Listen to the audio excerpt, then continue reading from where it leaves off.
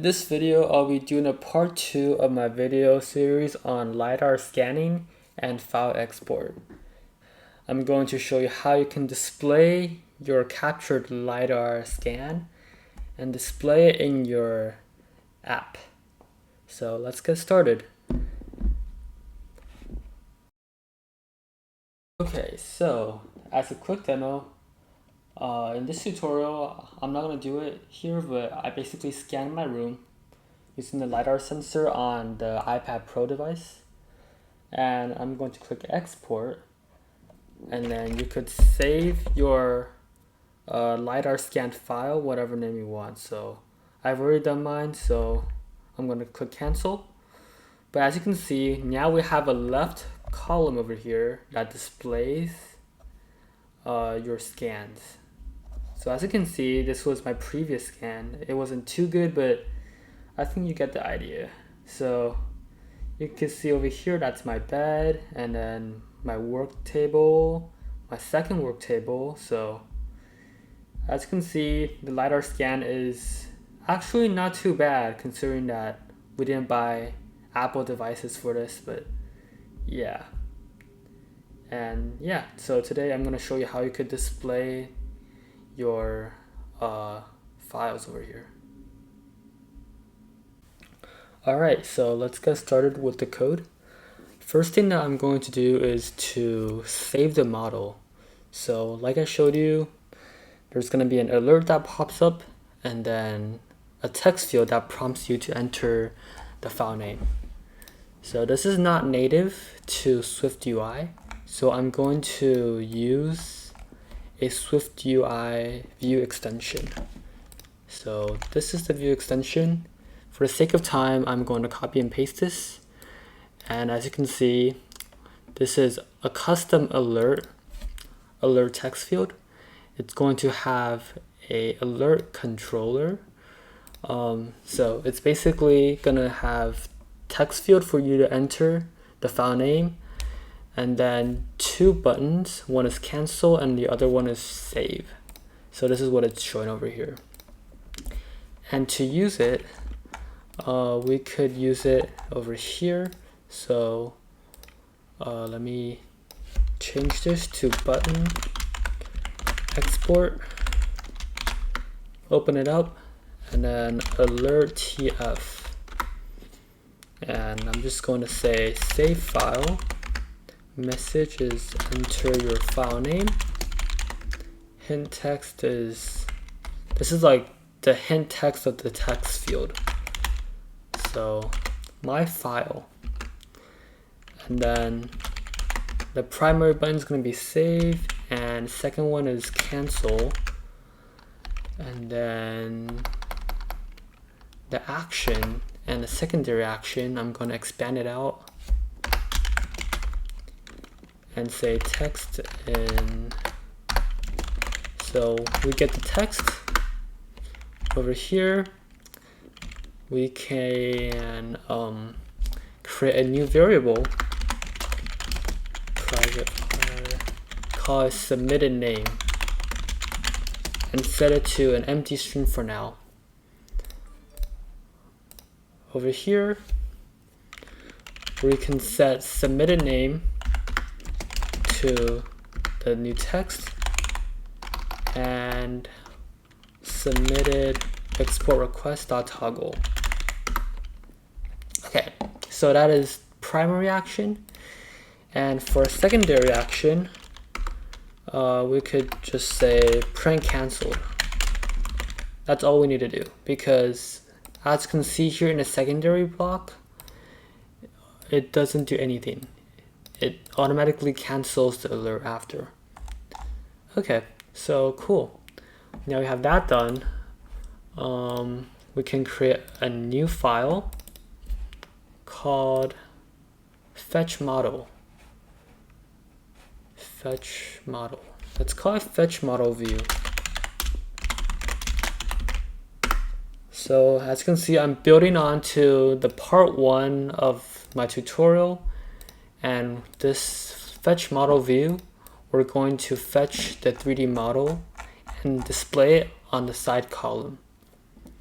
Okay, cool. So let's display the list of USDZ or .obj files. So I'm going to create a VStack, and let's open it up. And before that, I gotta declare some variables. Var file name, state private var file names. So this variable is going to be used as our list.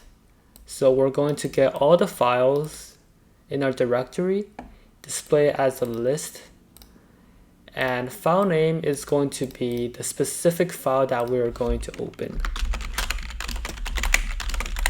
And of course, we're going to want to create a Boolean variable so that when the button is clicked, we can actually open the full screen view and display it as a modal. So cool. Okay, continue with our code. So as you can see, I'm going to list out the file names or the files that we saved there. And for each of these files, I'm going to treat it as a button that assigns file name to the file that is clicked. And of course, we want to toggle our full screen view. It's just self. Okay. And then this is just to display the individual elements. I'm going to say file name over here. Let's call it file name. And then give it a spacer. And then an image system name. This is just UI stuff, you don't have to do it, but for the sake of this video, I decided to at least give it a try and implement a basic UI. And I'm also going to do a swipe action here. So this is basically going to help you delete your file. If you swipe, there's going to be a button that shows up where you could actually delete the file. So this is going to be a destructive role as we're deleting a file. And then the action block, I still have to define a method that removes the file. Anyways, I'll save that for later. I'm going to come back to it. Okay. With animation, always want to give it a bit of animation to make it somewhat smooth. Okay, so I'm going to define two functions over here. One is fetch files, which will fetch all our models, our 3D models. And the other one is going to be, actually we're going to have 3 files.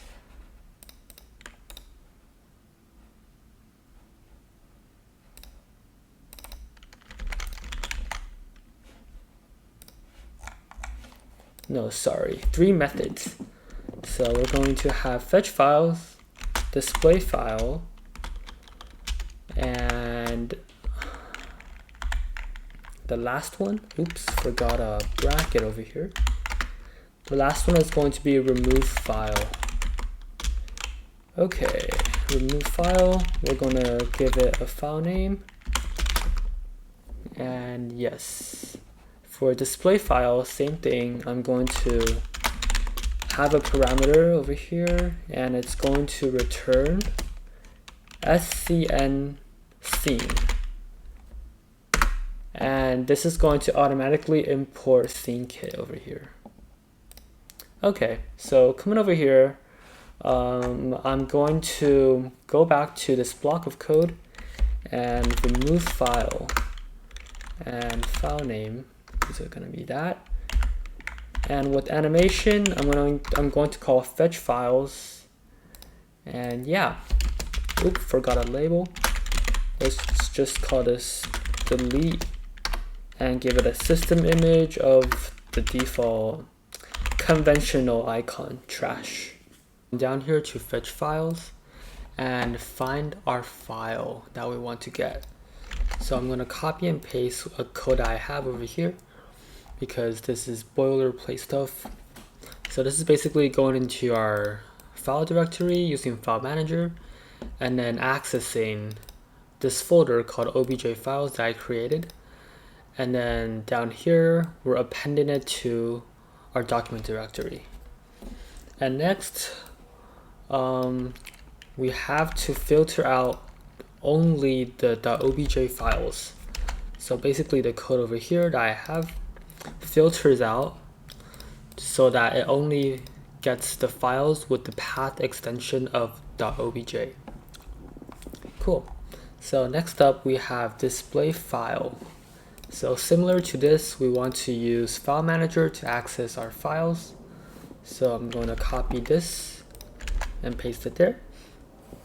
Basically going into the document directory and finding our files. So we could say let's scene view and then obtain the scene, sc and scene from our URL, which is our file URL. And then last but not least, this has to return a scn scene. So we're just going to return scene view if that exists. If not, then I'm going to return an empty scn scene. Cool. So moving down to remove file, same thing with the file manager stuff. I'm going to copy this code over here, which accesses that directory. And then to remove the file, we could do a do catch block over here and remove the item. Cool. So we have those operations complete. We can move on down to, oh, and before we do, you always want to have a .on appear that fetches our files. So when you open the app, it automatically fetches our files for us. That way we don't have to pull and refresh and do all that. And of course, where's the list? Over here. List.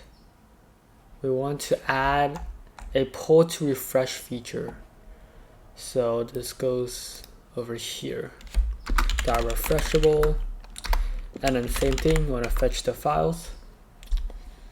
And yeah. And down here we want to have a full screen cover thing where it's presented is going to be full screen. And we're going to open that up, sorry. And then create a VStack alignment.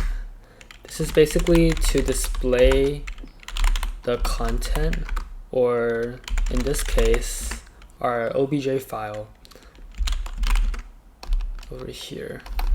I'm gonna open that up, and if file name is not empty, then we could display, oh, I still need to define this.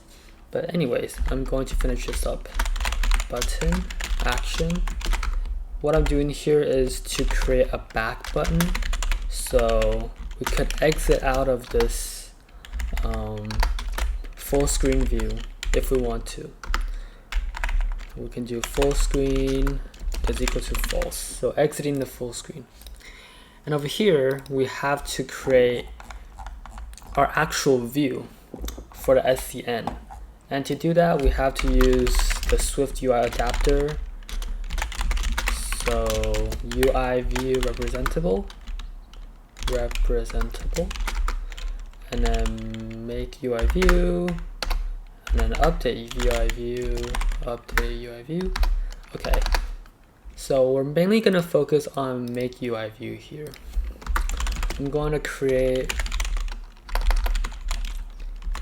a optional scene over here, and down in the make UI view, we can initialize a blank UI scene view. So we could give it some options to set over here. So I'm just setting the very basic configurations. You could play with these if you want, but usually the default ones are fine. Multi-sampling, I'm gonna go with 4x because that is higher quality. And for light node, this is basically defining where the light source would be shining at for the displayed model. And I usually just go with the default, but you could change it however you want. So this is how you define your light node. Dot type. And then you're given different options over here. There is ambient, area, directional, omni, probe, spot, etc, etc. I'm just gonna go with ambient because that is the default anyways. But if you try out the other ones, you could definitely see the light source coming from different directions. And yeah, you can even set the color of your light source. Basically, I'm gonna add root node to add child node, light node. Basically attaching our light source to our scene. And scene view dot background color, just make it clear for now. Last but not least, return the view. Cool. So we have that done. We could copy this and go up to here. Where is it? Should be here. And then give it a scene, display file. We're gonna give it the file name, self.filename. .id, do I have that? Yes, okay, file name. Okay, so this is looking good. Next up, we wanna go back to, what am I doing? What do I have two there? I'm gonna go back to my content view over here, and over here we want to embed VStack with an HStack.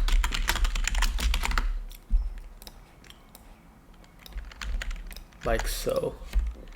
And then add fetch model view over here. And yeah, there you have it. It's going to get the list of files that appear inside of your file manager, and you could click on each one of them and open them up. Oh, and I forgot one thing. In the AR wrapper here, as you can see, we need to pass in a new parameter called submitted name. Pass in submitted name. We're gonna go back to AR wrapper, and I have it already commented out, but just comment it back in. And we don't need this exported URL anymore. So I'm gonna go back over here and comment this out. Cool. And this is so that we could actually save our files using our unique name. I'm gonna go into export, add another field called file name. Let's make it a string. And scrolling down, you can see that we have a default UUID as our saved file name. Instead of doing this, we could say if file name is empty, then use UUID string.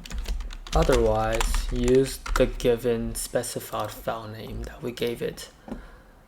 Okay, so going back, we need to set our file name to submitted name. Sorry that my variables don't really align here, but it's the best I got. Okay, so we have that set. it will be able to come in here. After setting our name, it's going to go in the AR wrapper and then export it with our custom name down here. Okay, let's build it. Make sure it builds, and there we go, build succeeded. And make sure to run it on a physical device. I'll catch you on the other side. Okay, so now we have it. Click OK, and we're in. So I'm gonna scan my thing very quickly and come back, and we can see the results together.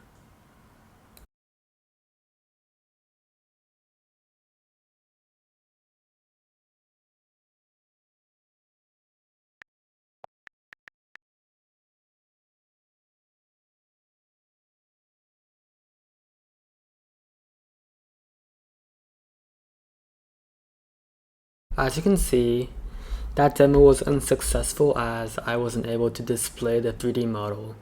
So let's fix it. I realized that I actually need to create a new class called currently displaying. Let's call it an observable object. And over here we're going to have one variable called file name, still setting it equal to file name. But instead of this one, we're going to replace it with that one. So let's call a state object, private var, currently displaying. Okay, so we gotta replace that with this. So as you can see over here, we're gonna replace that with self.currently displaying dot file name is equal to file name, and we can remove that line of code. Okay, and over here, same thing. This was just me trying to debug, so don't worry about it. Over here, same thing. So I'm just gonna copy this and paste it here. So the reason why this works is that it's actually using like a global state rather than just updating inside this view. I realized that it wasn't working, so this was my second approach. So now let's run it and see what we get. We are back on the device, and I just freshly reloaded my screen. And as you can see, once you click into room.obj, there it is. There is my room. That's my ceiling fan up there. And as you can see, that's my work desk. Zoom out, pan it around. Remember to use 2 fingers to move it in the X direction and the Y direction. And using 1 finger is just used for rotating. And there you go. As you can see, it's not the best model, but you could tell that this 3D model does have potential in expanding. And oh, there you go. You can see my chair. Looks pretty nice there. Yeah, so that is that. Anyways, that sums up my tutorial. I hope you guys learned something today and had some fun with LiDAR. And I will see you in the next one. Make sure to like, comment, and subscribe.